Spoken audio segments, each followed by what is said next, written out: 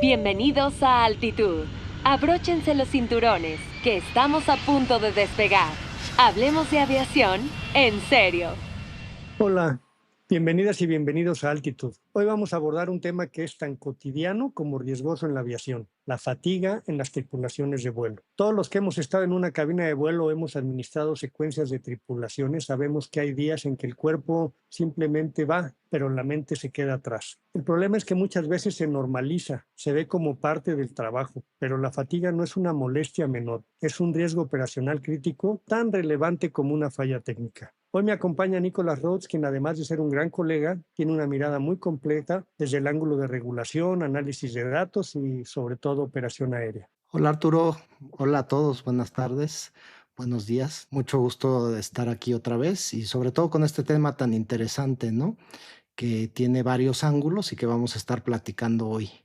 Es uno de los temas que todo mundo reconoce como problemático, Arturo, como tú bien sabes, pero que rara vez se enfrenta con la seriedad y profundidad que merece. Lo hemos visto como en nuestro trabajo, etcétera. Y sabemos que la fatiga no es un tema blando, pero tiene efectos medibles sobre la atención, el juicio, la memoria, la coordinación, varios temas que pueden afectar la operación, ¿no? Y cuando estás al mando de una aeronave, cualquier pérdida de capacidad, aunque sea leve, puede hacer la diferencia entre una operación segura y un incidente. Y eso es lo que vamos a estar platicando hoy, ¿no? Creo que es bien importante que lo veamos. Lo primero que tenemos que tener en cuenta y tenemos que entender es que la fatiga no es estar cansado, ¿no? Es una condición fisiológica y cognitiva. Sabemos que hay fatiga física, mental y emocional, pero esta se debe también a jornadas largas, a que tenemos un sueño interrumpido por varias situaciones, a, a que los ciclos circadianos estén alterados. No sé si nos puedes explicar aquí un poquito, Arturo, qué es un ciclo circadiano para que también sepa la gente qué es. Lo único, pues no es otra cosa más que el famoso jet lag. Cuando tú cruzas usos horarios, tu organismo tiende a mantenerse en el último estado en el que arrancaste. Si arrancaste en México y vas a Europa, tu organismo mantiene el reloj biológico en México, y cuando llegas a Europa, pues estás no te entiendes en el horario que te encuentras allá. Claro, y yo creo que también por eso, Arturo, es que cada vez hay, y bueno, últimamente, con toda la tecnología de los aviones y todo esto, también los descansos y más bien los recesos en fuera de México se han mantenido mucho menores a lo que había antes, ¿no? Y eso afecta también mucho menos al cuerpo, porque te quedas con tu ciclo circadiano de donde vienes, ¿no? ¿Estoy correcto? Sí, una buena práctica está siendo precisamente esa, Nico, el no quedarte mucho tiempo en el destino, tratar de regresar al origen lo más rápido posible, de tal manera que tu organismo no sienta tanto el cambio. Claro, y lo más complejo en este tipo de situaciones de la fatiga es que muchas veces las personas no siempre lo notan, ¿no? Hay estudios donde pilotos calificados se autoevaluaban como aptos para volar, mientras mostraban deterioro cognitivo o deterioro en atención, etcétera, y en pruebas objetivas. Sí, sí, a mí me tocó vivirlo muchas veces, Nico. En vuelos largos o en rotaciones complicadas, uno empieza a operar por instinto, así como que por costumbre, como en piloto automático. Claro, ¿a quién no le ha pasado, por ejemplo, cuando vas en el coche, que también si vienes con una fatiga crónica o así, pues ya ni te estás dando cuenta de cómo estás manejando, ya no te acuerdas de cosas. Digo, yo ya tuve dos accidentes en automóvil que me pasó también por este tipo de fatiga, ¿no? Sí, y eso, el estar en piloto automático puede funcionar hasta que algo se sale del guión, porque es ahí donde realmente se nota la diferencia, cuando se requiere un juicio fino, una capacidad de anticipación, una reacción rápida. Y si estás fatigado, pues eso simplemente ya no está. Y hay veces que ni recuerdas los últimos minutos del vuelo, haces cosas como leer el briefing sin procesarlo, en fin. Y lo peligroso es que este tipo de fallos pasan como que por debajo del radar. No Claro, nos y damos aquí, cuenta de que ahí están. sí, ¿no? Y aquí es donde se empieza a volver más complejo, ¿no? porque la fatiga no surge solo por exceso de horas de vuelo. Hay otros factores que influencian mucho, ¿no? Como los horarios irregulares, los turnos nocturnos, los vuelos de madrugada, también saltos de uso de horario, como estábamos comentando anteriormente, Sí. o bueno, y también condiciones en donde estás haciendo la pernocta, ¿no? Por ejemplo, cuando tienes hoteles ruidosos, cuando los traslados son muy largos o no llegan para llevarte al hotel, cuando tienes todo este tema del cambio de actitud, e incluso las esperas en plataforma, ¿no? Cuando tienes briefings eternos antes de un vuelo o el tiempo que pasas despierto antes de comenzar a volar, eso también te afecta mucho. No, y si a todo esto le agregas lo emocional, llámale preocupaciones familiares, problemas financieros o incluso una carga operativa mal distribuida, pues se vuelve en un cóctel muy peligroso. Yo me acuerdo de rotaciones donde sabías que ibas a descansar solo 8 horas, por ejemplo, entre vuelo y vuelo, y ni siquiera eran 8 horas de sueño real, sino de traslado, check-in, comida, y finalmente tratar de dormir con el reloj interno todo volteado, ¿no? Bueno, y también hay factores culturales, ¿no? Donde aerolíneas donde fomenta el aguanta, no te quejes, cumple tu rol, saca la operación y hay un estrés que te afecta bastante en cuanto a sacar la operación y ya sácala, sácala. Y en ese entorno, ¿quién se va a atrever a levantar la mano y decir estoy fatigado, no debería de volar? No, nadie, porque hacerlo hasta puede ser mal visto o incluso tener consecuencias. Por eso el sistema, yo creo, debe tener mecanismos seguros para reportar la fatiga sin temor. Todo este concepto de cultura justa que vamos a manejar en episodios futuros. Claro. Y mira, Arturo, yo creo que si damos un par de ejemplos emblemáticos de donde pasaron errores por la fatiga, se va a entender aún mejor, ¿no? Si recordamos, uno de los casos más duros fue el de Colgan Air 3407, no sé si lo recuerdes. Sí, cómo no. Ahí los pilotos no solo estaban mal descansados, sino que venían de trayectos en autobús y descansos en sala de espera. Ambos habían dormido muy poco en las 24 horas previas y durante la aproximación reaccionaron mal ante una entrada en pérdida que en otras condiciones habrían podido manejar perfectamente.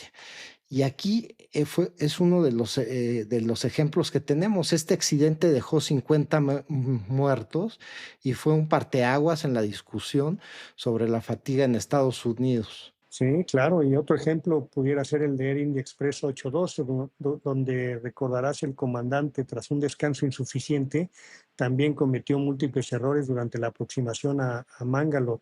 Y bueno, excedió la senda de planeo, ignoró alertas y al final el avión se le salió de la pista. Cuando revisas el perfil de descanso de este caso, es claro que estaba seriamente fatigado, aun cuando se le consideró como apto.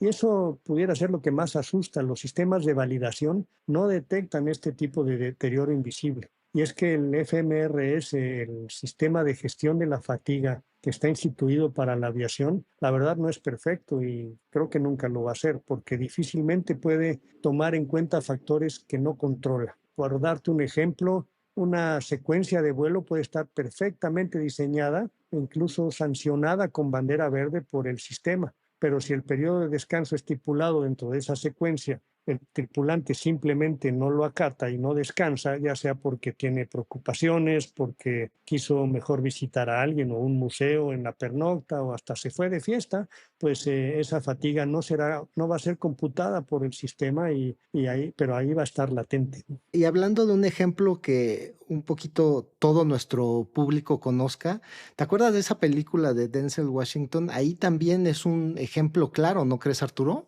Bueno, sí, aun cuando en esa película se habla también de otras cuestiones, malos hábitos, adicciones, en fin, sí, ahí ves a un piloto con una vida muy desordenada, provocada por estos malos hábitos, provocada por sus adicciones, y que finalmente, pues él está verdaderamente fatigado en cada uno de sus vuelos. Yo recuerdo muy bien que le remarcan mucho las ojeras a Denzel Washington precisamente Claro. para hacernos ver que es un cuate que fue muy lejos de los parámetros razonables para hacer una operación segura, ¿no? Y de hecho nos preguntaban el otro día, recordarás, Nico, si existen regulaciones al respecto y pues aquí hay que ser claros. Sí hay regulación, pero no siempre esta responde a la realidad operativa. Las tablas de jornadas máximas y los límites, ahí están, pero en verdad, ¿quién evalúa la calidad real del descanso, Nico? Exacto, Arturo. Y muchos operadores cumplen al pie de la letra la ley, pero ignoran el espíritu de la misma, ¿no? Cumplen con los números, pero diseñan esquemas rotacionales que, aunque legales, son insostenibles. Además, la implementación de este tipo de sistemas muchas veces es simbólica. Se llena el formato, se sigue lo que te está pidiendo el programa, pero no hay evaluación seria de riesgo con datos reales de operación, de salud, de alertas de las tripulaciones del personal operativo. Sí, cuando estas alertas aparecen y los pilotos quisieran hacer algo al respecto, los sobrecargos, en fin, pero no confían en que su reporte vaya a ser tomado en serio o incluso temen ser penalizados, entonces no se va a construir una cultura efectiva de mitigación de fatiga. Entonces, yo te preguntaría, ¿qué se puede hacer tú que tienes tanta experiencia en la administración de las jornadas de vuelos de las tripulaciones? Mira, con la experiencia, lo que a mí más me funcionó es que lo primero que tienes que reconocer es que la fatiga es inevitable, pero también es manejable. Se necesita un cambio de enfoque, más bien. Tienes que pasar del cumplimiento legal al enfoque de riesgo, invertir en un sistema real de fatiga, además que incluya variables fisiológicas, como por ejemplo el comportamiento del sueño, los cronotipos, cómo se están comportando los tripulantes en las pernoctas, etcétera, y fomentar el uso de herramientas tecnológicas, desde el monitoreo de la fatiga hasta simulaciones de riesgo por horarios. Y esto suena complicado, pero también se puede empezar por lo básico, como por ejemplo la contratación de los hoteles de pernocta, que es uno de los temas que a mí me fascina y que muchas veces no se entiende. Las empresas se van muchas veces por el más económico, sin tomar en cuenta que precisamente el hotel no es un lugar donde se va a divertir, etcétera. El hotel es una herramienta de descanso y que debe de contar con una serie de cualidades que permitan que el tripulante realmente tenga un descanso de calidad, como por ejemplo que tenga cortinas para hacer un blackout y te sientas que estás descansando al 100%, que tenga restaurante y room service y servicio de comida 24 horas, que tenga cuartos insonoros, este tipo de cosas que los hoteles promuevan que realmente el tripulante pueda descansar. Sí, a mí me gustaría insistir en algo, Nico, porque incluso si el FRMS, el sistema de gestión, funcionara, es muy importante también hablar el autocuidado. Como lo mencionábamos antes, esto el sistema no lo puede contemplar porque ya está en cada uno. Hay que capacitar a los tripulantes para reconocer los síntomas de la fatiga, manejar el descanso, optimizar su alimentación. Si tú tomas 3 cafés antes de dormir, pues difícilmente, ¿no? Claro. Entender cómo funciona tu reloj biológico y esto, la verdad, no es un lujo, es parte o debe de ser parte del entrenamiento operativo que se le da a las tripulaciones. Y claro, también requiere de liderazgo desde los niveles altos. Si la dirección de la empresa no toma en serio el tema, todo lo demás, la verdad, se convierte en trámite. Y algo muy importante, Nico, y que no debemos de olvidar, la administración de la fatiga no aplica solamente para los tripulantes, debe ser considerada activamente y con la misma seriedad para todo el personal técnico aeronáutico, es decir, debe de tomar en cuenta los departamentos de mantenimiento, de despacho de vuelos, pues los mecánicos y los despachadores de vuelo requieren de altísima concentración al desarrollar sus actividades. Una tarea de mantenimiento mal realizada, un despacho mal hecho, son sinónimos de un problema en el vuelo, Nico. Tienes razón, Arturo, y esto también tiene que ser tomado en cuenta, el personal que tiene que ver con toda la operación, Sí. pilotos, sobrecargos, el personal de mantenimiento, todos ellos tienen que tomar en cuenta este tema de la fatiga. Pues para cerrar, volar fatigado ya entendimos que no es una opción segura, punto. Es una amenaza latente que se disfraza de normalidad.